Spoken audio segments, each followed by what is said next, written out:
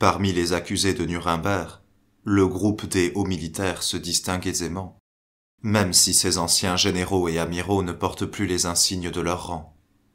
Ils se tiennent très droits. Ils s'expriment avec la sèche concision de l'officier de métier. Et lorsque l'accusation les place en face de leurs crimes, ils évoquent tous la discipline, l'obéissance, l'honneur du soldat. Cet honneur qu'à des degrés divers ils se sont appliqués à salir. Pour se rendre compte jusqu'à quels abîmes d'ignominie peut conduire cette obéissance lorsqu'elle devient aveugle, il suffit d'énumérer les points principaux du jugement prononçant la condamnation à mort du maréchal Keitel. Premièrement, Keitel connaissait parfaitement les projets d'agression de Hitler contre la Tchécoslovaquie, la Pologne, les pays scandinaves, la Belgique et la Hollande, la Grèce et la Yougoslavie. Il joua d'ailleurs un rôle déterminant dans leur mise au point.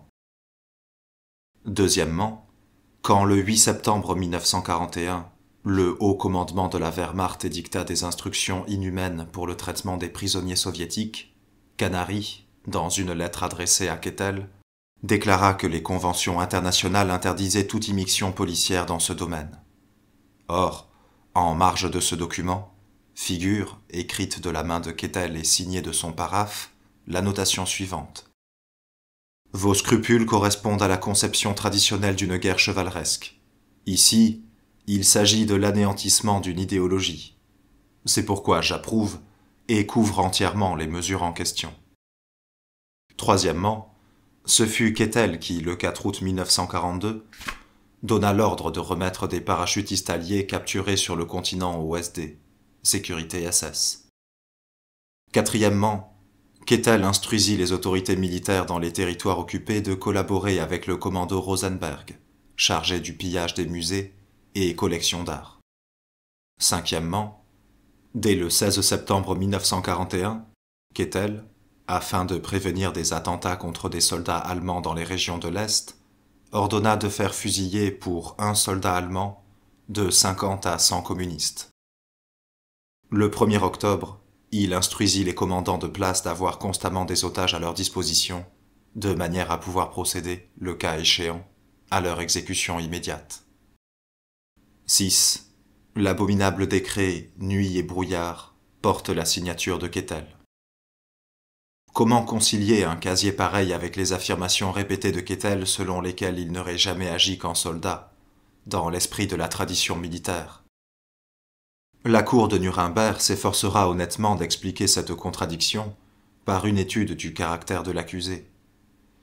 Le maréchal von Blomberg, ancien ministre de la guerre et ex-généralissime de la Wehrmacht, déclarera à ce sujet. Keitel n'a jamais essayé d'opposer la moindre résistance aux décisions de Hitler. Sans doute en était-il incapable. Réduit au rôle d'instrument docile entre les mains de Hitler, il se laissait peu à peu placer dans une situation qui le dépassait. Ce qui correspond assez bien à la défense présentée par Keitel lui-même. J'avais certes le droit et même le devoir d'exposer mes vues, mais c'était un droit tout théorique. Hitler, tous ceux qui l'ont connu le confirmeront, permettait à peine à son interlocuteur de formuler une ou deux phrases. Très vite, il accaparait la discussion de manière à épuiser complètement le sujet, à sa façon. Puis il abordait une autre question, ou encore, il mettait fin à l'entretien. Il était presque impossible de revenir par la suite à un thème qu'il avait déjà traité. Et Göring, interrogé par le défenseur de Keitel, rappelle qu'un jour le maréchal le supplia de lui procurer un commandement au front, ne serait-ce qu'une division, n'importe quoi, n'importe où, pourvu que je puisse quitter le GQG du Führer. En somme, un faible. Cependant, cette faiblesse devant un hypnotiseur démoniaque tel que Hitler ne saurait constituer une excuse absolutoire lorsqu'on songe au crime que ce pantin consentit à commettre. Fait curieux, cette même faiblesse se manifestera encore à Nuremberg, dans les coulisses du procès. À en croire Robert Kempner, l'un des accusateurs américains, qui ne nous révélera l'incident que 12 ans plus tard, Keitel, dans un sursaut de révolte, fait savoir, sans doute à son avocat, qu'il est prêt à reconnaître publiquement sa culpabilité, et même à dénoncer les innombrables forfaits du Troisième Reich. Puis, 2 jours avant la date fixée, il se ravise en donnant toutefois l'explication de ce revirement. Après avoir résolu de décharger sa conscience, il s'en était ouvert à Göring qu'il considérait toujours, dans un certain sens, comme son supérieur. Et Göring lui avait strictement interdit de faire cette confession, en disant « Nous sommes tous embarqués dans le même bateau, un canot fragile et ballotté par les flots. Si l'un d'entre nous quitte l'esquif, nous sommes sûrs de chavirer. » L'épisode est révélateur. 9 fois sur 10, Keitel agissait en exécution des ordres reçus, et contrairement à ses convictions profondes. L'homme, ainsi déchiré par un conflit permanent, offrira à Nuremberg une image pitoyable. Il ne trouve même pas le triste courage d'accepter la responsabilité de ses actes, s'abritant continuellement derrière l'autorité de son maître diabolique. Tactique spécieuse et à très bon marché, qui lui vaut d'être passablement malmené par l'accusation. Le premier à ouvrir le feu est le soviétique Rudenko. Rudenko. Passons à la question du traitement des prisonniers de guerre russes. Kanary vous a adressé à ce sujet un rapport où il protestait contre les véritables massacres qui avaient lieu dans les camps. Massacres rendus possibles par les instructions du haut commandement. Vous avez repoussé cette protestation. Je vous demande maintenant ceci. Vous, un maréchal, un homme qui ici même revendiquait la qualité de soldat, avez-vous, oui ou non, autorisé et approuvé l'assassinat de milliers de combattants désarmés dans les camps de prisonniers soumis à votre contrôle? Keitel. J'ai signé ces instructions. J'en porte donc la responsabilité dans le cadre de ma position hiérarchique. Sa réponse ne sera guère plus brillante, ni plus courageuse, lorsque le Britannique Sir David Maxwell Fyfe lui reproche son attitude au moment de la grève des cheminots hollandais. Sir David.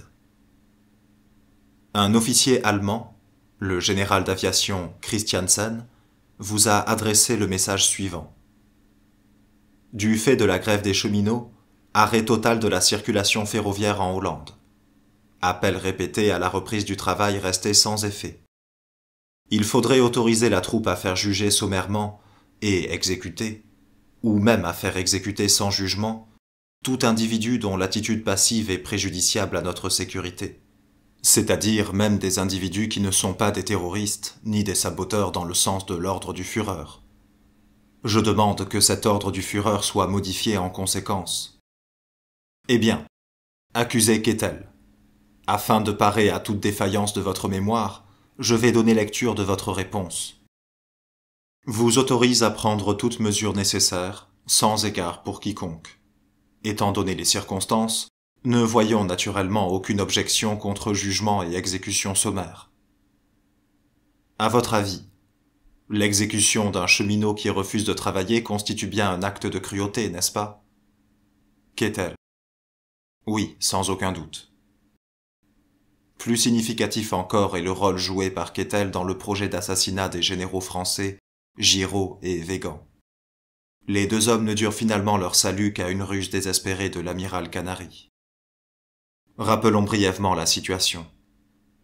Après la défaite de la France, Maxime Weygand, chef d'état-major général, est nommé commandant suprême en Afrique du Nord. Quant à Giraud, fait prisonnier, il ronge son frein dans la vieille forteresse de Königstein, en Saxe. Le 17 avril 1942, il parvient à s'évader. Cette évasion prend l'allure d'une extraordinaire aventure. Giraud a plus de 60 ans, mais l'âge ne l'empêche pas de se laisser glisser sur 45 mètres de parois rocheuses pratiquement verticales, le long d'une corde tressée en 1 année de travail, avec la ficelle de ses colis. Sa disparition à peine découverte, Hitler met l'ensemble de la police de sa gendarmerie, de sa prévôté, en état d'alerte. Giraud reste introuvable. Grâce à une tenue civile et à sa parfaite connaissance de l'allemand, il gagne la frontière par le moyen le plus simple, en prenant le train par Stuttgart, Metz, Strasbourg, Mulhouse. Et un matin, il s'élance, haletant, à travers un champ que borde la frontière. 100 mètres en terrain découvert, alors qu'une patrouille allemande peut surgir à tout instant. À bout de souffle, il atteint 3 pins qu'un paysan lui a indiqués. Il se trouve en territoire suisse. Giraud est sauvé. À Nuremberg, c'est le général Laussen, ancien adjoint de Canaris à la tête des services de contre-espionnage, qui révélera les dessous de l'affaire. Interrogé par l'accusateur américain John H. Hammond, il s'exprimera avec une franchise totale. Laussen. En 40, après la défaite de la France, Canaris m'apprit que Kettel lui demandait avec insistance de préparer la liquidation du général Weygand. À ce moment-là, Amen. Un instant, je vous prie. Qu'entendez-vous par liquidation? Laussen. La suppression physique. On voulait l'assassiner. Amen. Pour quelle raison? Laussen. On craignait, du moins on disait craindre, que Weygand, alors commandant en chef en Afrique du Nord, n'organisât avec cette partie intacte de l'armée française un important noyau de résistance. Amen. Quelle fut la réaction de Canaris? Laussen. Il me déclara carrément qu'il ne pouvait être question d'accomplir une telle mission, ni même de la faire préparer. Si bien que l'ordre de Kettel resta lettre morte. Quelques semaines plus tard, j'accompagnai Canaris qui allait faire à Kettel son rapport habituel. Kettel me demanda, il s'adressait à moi parce que cette mission était en principe de mon ressort, où en était l'affaire Weygand. Je ne pouvais évidemment lui dire que je n'avais jamais eu l'intention d'exécuter son ordre. Si j'avais donné une telle réponse, je ne serais pas là aujourd'hui pour déposer à cette barre. Si je me souviens bien, je m'en suis tiré par de vagues formules, comme c'est extrêmement délicat, mais nous faisons de notre mieux. Amen. Que savez-vous du projet d'assassinat du général Giraud? Laussen. En juillet 42, Kettel transmit à Canaris l'ordre de faire disparaître Giraud. L'action devait recevoir le nom de code Opération Gustave. Là encore, Laboueur, le contre-espionnage, refusa de bouger. 2 mois plus tard, Kettel m'appela à mon domicile privé. « Où en est Gustave ?» demanda-t-il. « Vous savez de quoi il s'agit, n'est-ce pas? Il faut que je sache où vous en êtes, c'est urgent. » Je répondis que je n'étais pas au courant, Canaris s'étant réservé cette affaire, et que je ne pouvais m'en informer immédiatement, Canaris se trouvant à Paris. Bien entendu, je m'envolai aussitôt pour Paris, afin de prévenir Canaris. Celui-ci, d'abord très alarmé, eut une idée de génie. Il fit dire à Kettel qu'il avait confié l'opération Gustave à Heydrich, mais que, malheureusement, Heydrich avait été abattu un peu plus tard par des résistants tchèques, si bien que nous devions repartir à zéro. Explication qui mit fin à l'affaire. Nous ne devions plus en entendre parler. D'ailleurs, Giraud s'évada et gagna l'Afrique du Nord. Bien plus tard, cependant, j'appris que cette évasion avait mis Hitler dans une rage folle. C'était, disait-il, la preuve éclatante de l'incapacité totale des services de Canaris. Quelques heures après cette déposition, le psychiatre américain Gilbert, passant comme tous les soirs dans les cellules des accusés, trouve Kettel complètement effondré. Je ne sais que dire. Cette affaire Giraud, bien sûr. Je pensais que... Je m'attendais à ce qu'on l'évoque, un jour ou l'autre. Quelle horrible tâche sur mon honneur d'officier. Il est normal qu'on m'accuse d'avoir préparé cette guerre. J'ai simplement fait mon devoir et obéi aux ordres. Mais ce projet d'assassinat, je me demande encore comment j'ai pu me fourvoyer dans une histoire aussi révoltante. Or, si le meurtre de Weygand et celui de Giraud ne dépassent pas le stade de l'intention toute théorique, il y a un cas où cette intention se réalise. Les documents établissant cette réalité proviennent des archives du ministère des Affaires étrangères. Ils constituent donc une terrible charge contre Ribbentrop.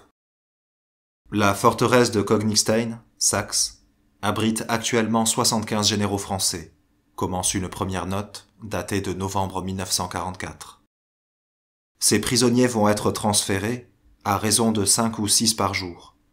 Chaque général sera transporté individuellement, en voiture, donc avec un chauffeur et un gardien. Les voitures porteront la marque des véhicules de la Wehrmacht. Chauffeurs et gardiens, hommes de confiance, seront en uniforme. Au cours du trajet, la voiture du général de Boise aura une panne, de manière à l'isoler des autres véhicules. À cette occasion, le général sera abattu par une balle dans le dos, alors qu'il tentait de s'échapper. Ce regrettable accident devra se reproduire dans un endroit désert, et autant que possible au crépuscule. Afin d'éviter des vérifications gênantes, le corps sera brûlé, et l'urne contenant les cendres ramenée au cimetière de la forteresse de Kognstein. Il y aura également lieu de veiller à ce que le permis d'inhumer et le certificat d'incinération soient strictement conformes aux prescriptions légales. Une seconde pièce datée du 30 décembre 1944 apporte des précisions édifiantes. Le chef des services de sécurité au Reichsführer SS. Après avoir examiné l'affaire en question avec le chef des camps de prisonniers de guerre et les affaires étrangères, nous proposons 1. Dans le cadre d'un premier transfert de 5 généraux, mise en scène de la tentative de fuite après la panne d'une des voitures, ou bien 2. Faire pénétrer de l'oxyde de carbone dans le fond de la voiture où le prisonnier serait seul.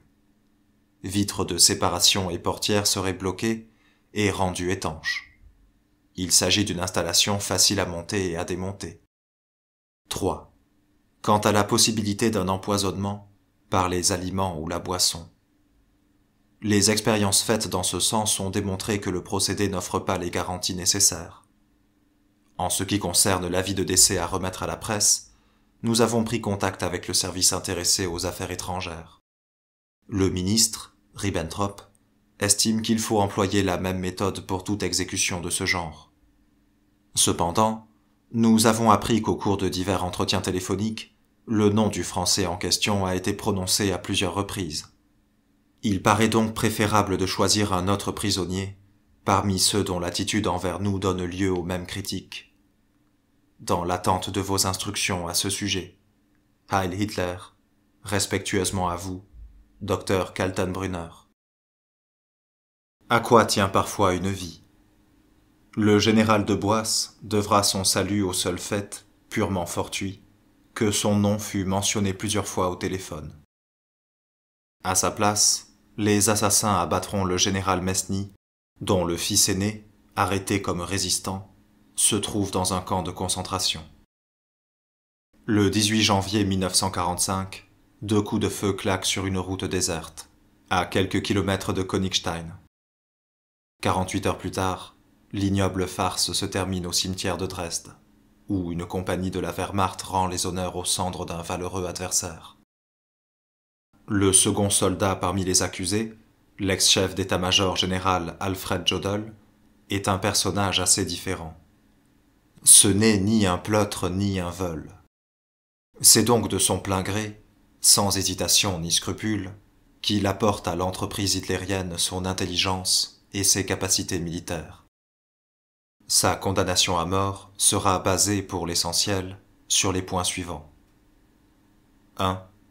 Jodl fut l'un des principaux artisans de la préparation des agressions contre la Tchécoslovaquie, la Norvège, la Grèce, la Yougoslavie. 2. Dès le 29 juillet 1940, il ordonna la mise en chantier du plan d'attaque contre la Russie. 3. Le 7 octobre 1941, il assigna une instruction précisant que Hitler n'accepterait aucune offre de reddition des garnisons de Leningrad et de Moscou. Le Führer tenait à ce que les deux villes fussent entièrement détruites. 4. Le 26 octobre 1944, il ordonna l'évacuation forcée des habitants de Norvège septentrionale et l'incendie de leurs maisons, afin de les empêcher d'aider les Russes. 5.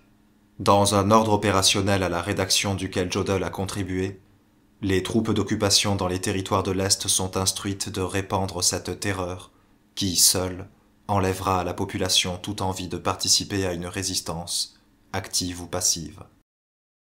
Cette brève énumération permet certainement de justifier 10 condamnations à mort. Encore ne contient-elle pas les faits les plus graves, les exécutions, pour ne pas dire les assassinats, de prisonniers britanniques. À Nuremberg, l'accusateur anglais G.D. Robert en parlera longuement. Robert.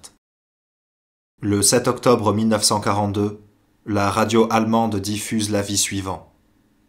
Désormais, les commandos de terrorisme et de sabotage britanniques, ainsi que leurs complices, puisqu'ils se conduisent non en soldats mais en bandits, seront traités par nos troupes comme tels, et impitoyablement liquidés. Accusé. J'aimerais vous poser une question. Quelle différence faites-vous entre un aviateur anglais qui bombarde, mettons, une centrale électrique, et un parachutiste anglais en uniforme qui, arrivé au sol, fait sauter cette même centrale? Jodl. Aucune différence. La différence apparaît dès l'instant où le parachutiste porte une tenue civile sous son uniforme, et qu'il dissimule sous l'aisselle un pistolet mitrailleur qui commence à tirer au moment où il lève les bras pour se rendre. Robert. Je ne parle pas de ces cas-là, mais de ceux fort nombreux où les troupes allemandes ont exécuté, je dirais même massacré, des hommes portant uniquement l'uniforme. J'ai sous les yeux un rapport signé des initiales de Kettel.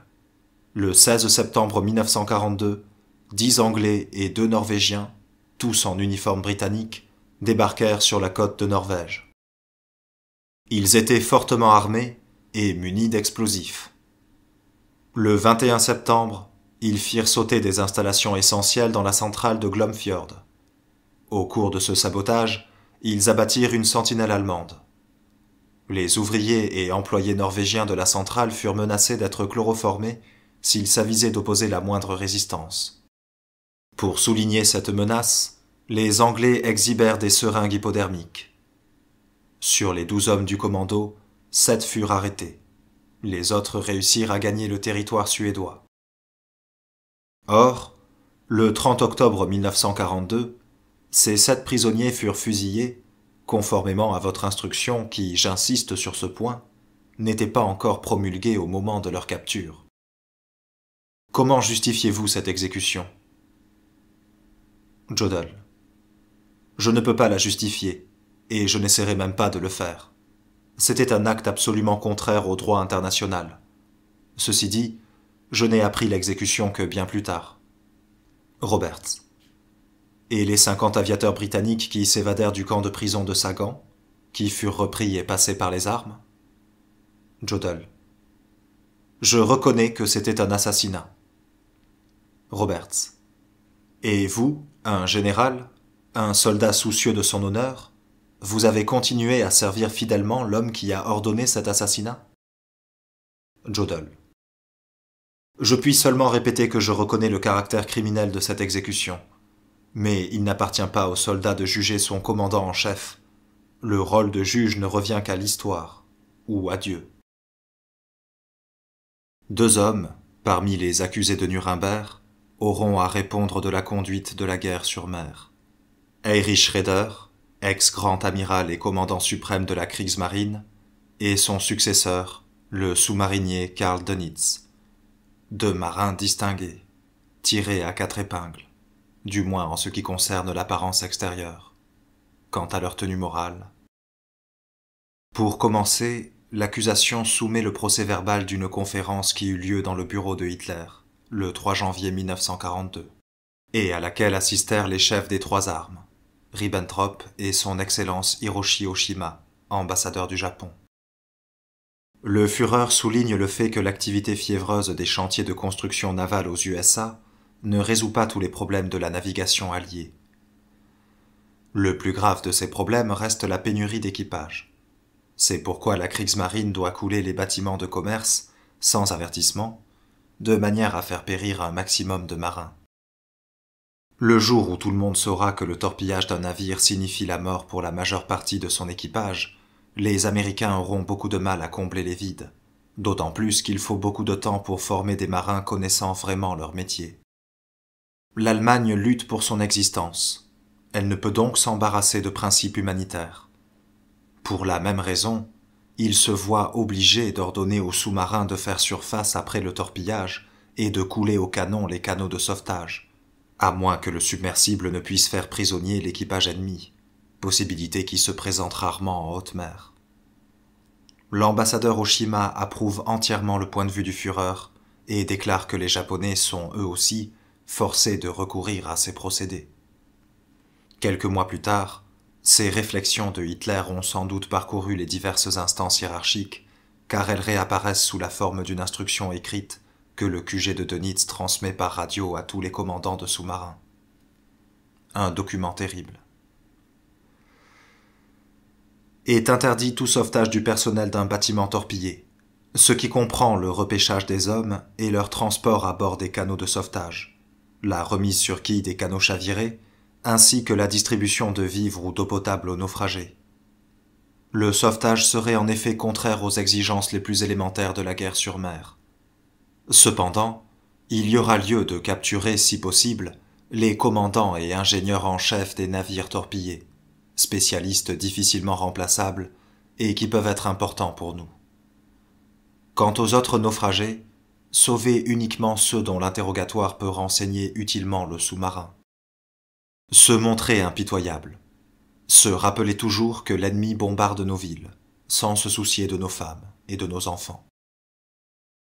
Un an plus tard, cette instruction sera complétée par l'ordre opérationnel atlantique numéro 56, qui précise « Les convois ennemis comprennent généralement un rescue ship, bâtiment spécial de 2 à 3 000 tonnes, chargé de repêcher les naufragés des navires torpillés. Étant donné que nous tenons à anéantir également les équipages de ces navires, la destruction du rescue ship revêt une grande importance. » Pour terminer, l'accusation cite des passages de plusieurs livres de bord de sous-marins allemands. U-Boat 37, sous-marin. Torpillage du vapeur anglais Shifmid. Le vapeur coule par l'arrière, la proue dressée presque à la verticale. Les canots sont mis à l'eau. Ils s'éloignent de l'épave. Un canot chavire. Explosion des chaudières. 2 corps, membres écartés, sont projetés en l'air. Un grand fracas.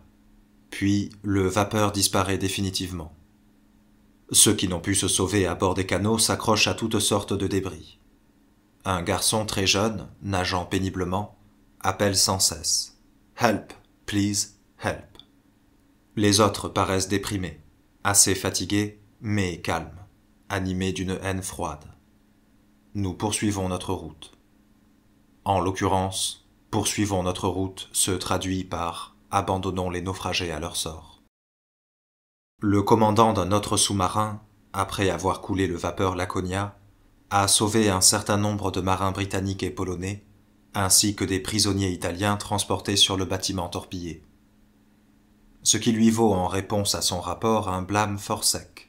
« Avez commis erreur de jugement, deviez recueillir uniquement alliés italiens, et non ennemis anglais et polonais. » Le 13 mars 1944, le lieutenant de vaisseau Eck, commandant de l'U-852, torpille le cargo Péléus, puis, ayant fait surface, massacre les survivants à coups de canon. Les autorités alliées le retrouveront et le condamneront à mort. 10 jours avant son exécution, il rédige à l'intention de la Cour internationale la déclaration suivante.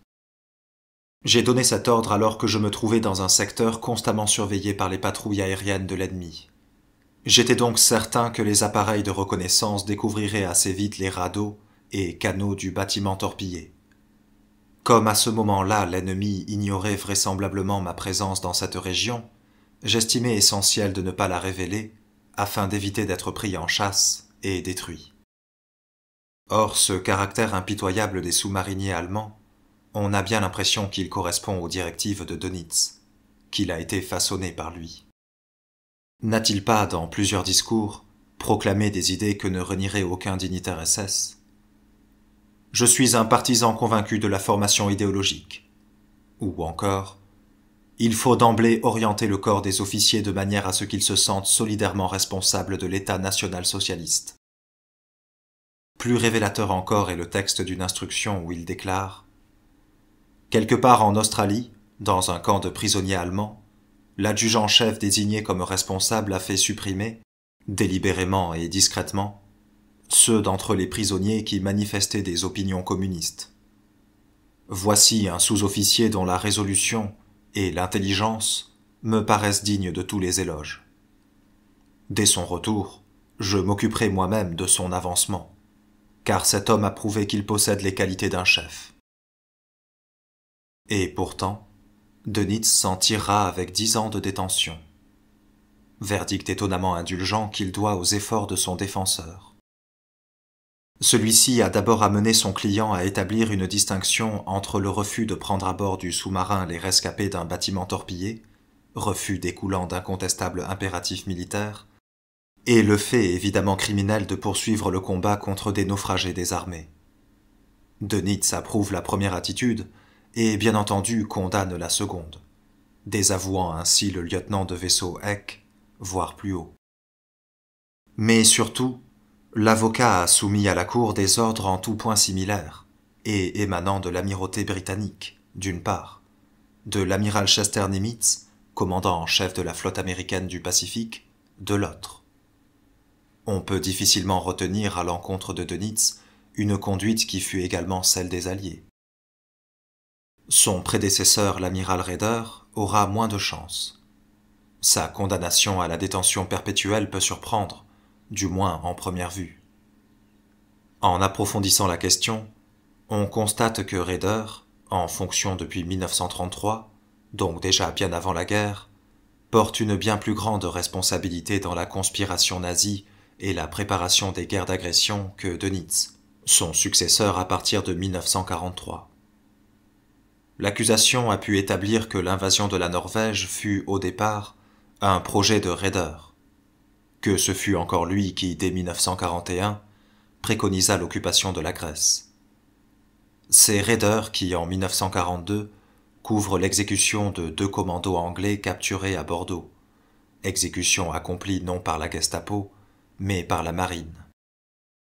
Mais c'est surtout l'affaire du paquebot britannique Athenia, torpillé le 3 septembre 1939, 2 jours après la déclaration de guerre, qui va permettre à l'accusation de définir l'attitude révoltante de l'accusé.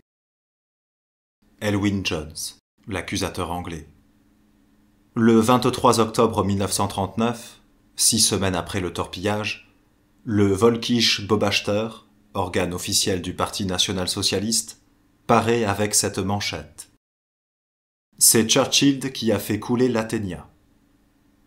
Or, les documents que nous soumettrons à la Cour établissent de la façon la plus certaine que le paquebot anglais fut en réalité coulé par le sous-marin allemand U-30. Ce torpillage apparaissant comme un crime gratuit, la marine allemande s'abaissa jusqu'à falsifier un certain nombre de rapports dans l'espoir d'escamoter ainsi sa responsabilité. Raeder, l'accusé. Voici la réalité. Dans la soirée du 3 septembre 1939, un jeune commandant de sous-marin torpilla un paquebot anglais qui naviguait tout feu éteint, parce qu'il le prenait pour un croiseur auxiliaire britannique. Jones. Mentionnons également dans ce contexte l'ordre de Dönitz, diffusé le 23 septembre, et dans lequel le torpillage sans avertissement d'un bâtiment de commerce doit être expliqué par la confusion avec un navire de guerre, régulier ou auxiliaire. Sir David. Environ 1 mois plus tard, le ministère de la Propagande annonça que l'Athenia avait été coulée sur l'ordre de Churchill. Eh bien, accusé, vous, en tant que grand amiral de la marine allemande, n'avez-vous pas considéré comme votre devoir de protester contre une affirmation aussi mensongère, aussi ignominieuse? Vous avez pu admettre qu'on accusa le premier lord de l'amirauté d'avoir délibérément envoyé des centaines de ses compatriotes à la mort? Raeder. J'en ai discuté avec Hitler. Malheureusement, je n'ai appris cette manœuvre de propagande qu'après coup. J'en fus horriblement gêné. Mais, encore une fois, il était trop tard pour intervenir. Sir David. J'ai l'impression que vous n'y avez plus pensé. Raeder. Je vous demande pardon. J'y pensais très souvent. J'étais indigné. Sir David. Et cette indignation s'est-elle traduite par des actes? Raeder. Comment cela? Quels actes? Sir David. Justement, par aucun acte. Vous n'avez rien fait, rien du tout. Pokrovski, l'accusateur soviétique. Vous aviez pourtant la possibilité de donner votre démission. C'était possible, n'est-ce pas? Raeder. Oui. Pokrovski. En fait, vous ne démissionnez qu'en janvier 1943. Pourquoi? Raeder. En 1943, deux conditions essentielles étaient réunies. D'abord, Hitler lui-même avait cessé de m'apprécier, si bien que ma démission ne constituait pas un acte de désobéissance. Ensuite, je pouvais me séparer de lui sans éclat. La marine n'allait donc pas en pâtir. Pokrovski.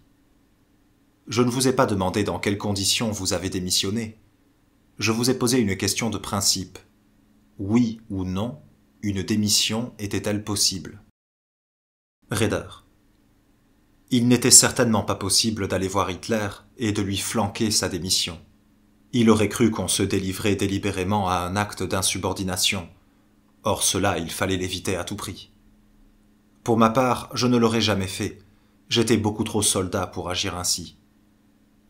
C'est à croire que dans les forces allemandes, le fait d'être un soldat digne de ce nom supposait l'acceptation de toutes les vilainies. Quant à Göring, bien que titulaire de grades et de décorations créées spécialement à son intention, il n'appartenait qu'indirectement au groupe des hauts militaires.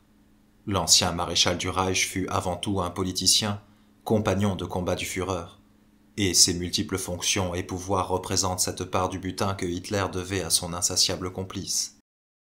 Infatué de lui-même à un point inimaginable, vaniteux, avide, accapareur, jouisseur, à la fois veule et brutal, tout cela Göring le fut sans aucun doute. Mais il fut aussi un organisateur remarquable qui, en l'espace de quelques années, et en partant de zéro, sut créer une puissante aviation, un réaliste capable de juger vite et juste, bref, un criminel de très grande envergure. À Nuremberg, il fera tantôt figure d'homme rotor et coriace, tantôt de pleutre.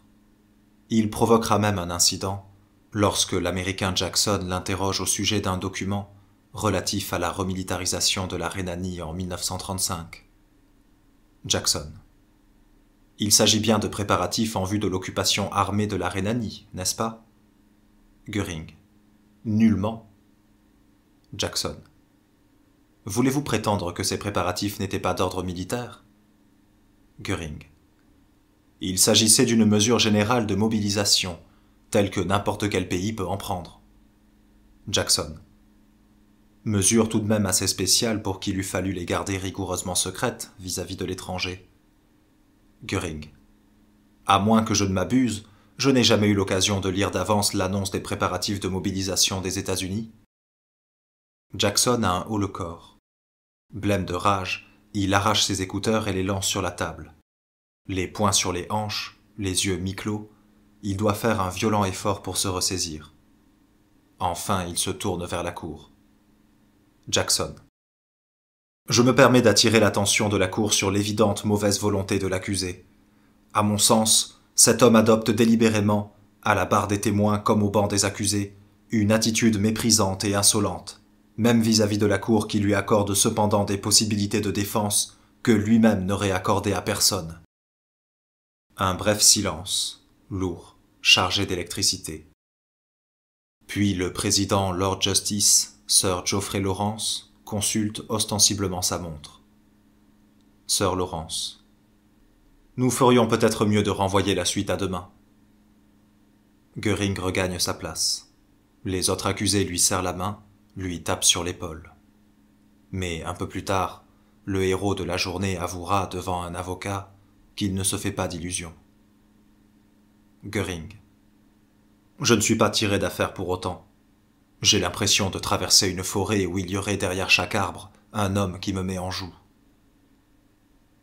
Göring rend les coups, titrent les grands journaux étrangers du lendemain matin. La grande presse se montre plus fair-play, et même à l'excès, que l'accusé Speer qui déclare au psychiatre Gilbert « Vous auriez dû voir Göring il y a seulement 1 an.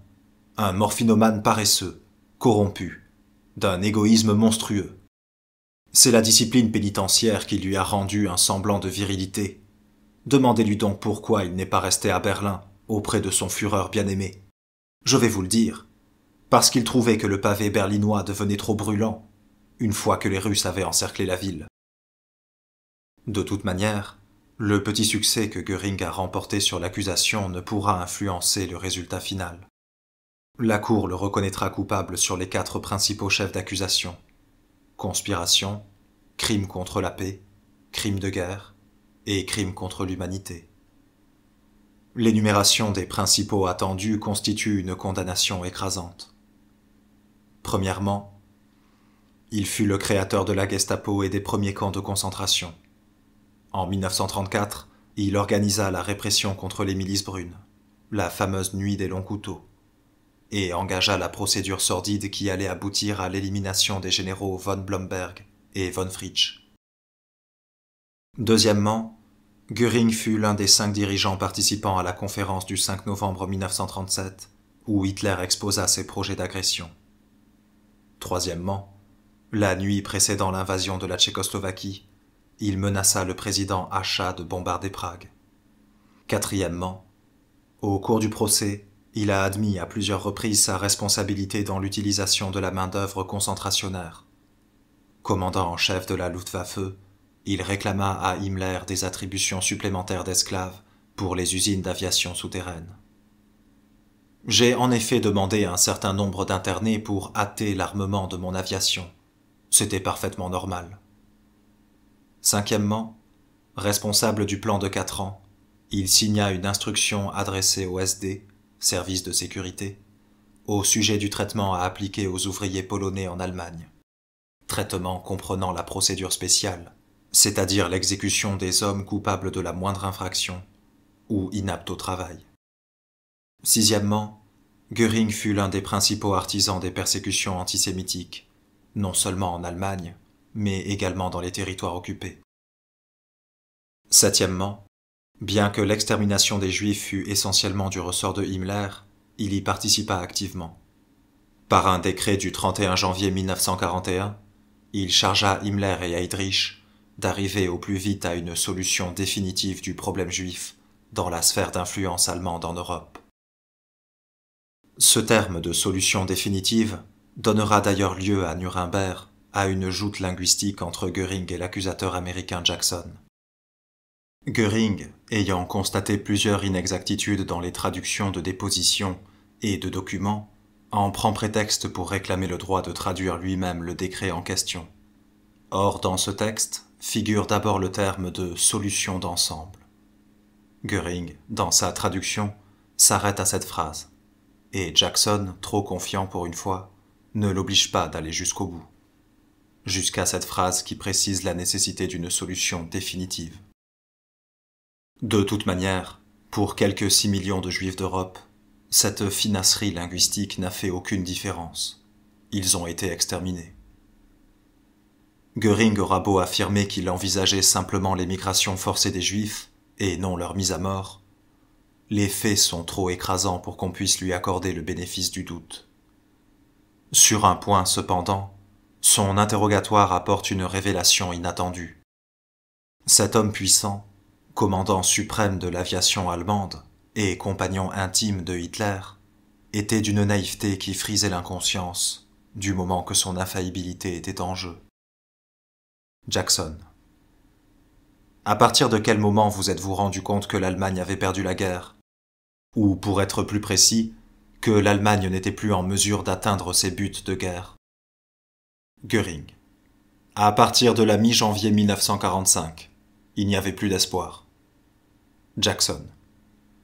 Voulez-vous dire sérieusement que vous, soldat de métier, n'avez compris qu'en janvier 1945 que l'Allemagne était vaincue? Göring.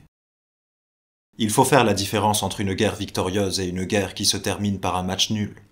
Qu'il n'était plus question d'une victoire allemande, cela je le savais depuis longtemps. Mais la certitude de notre défaite, je ne l'ai eue qu'à cette date. Plus franc, plus impitoyable que la Cour internationale, Göring s'est jugé lui-même.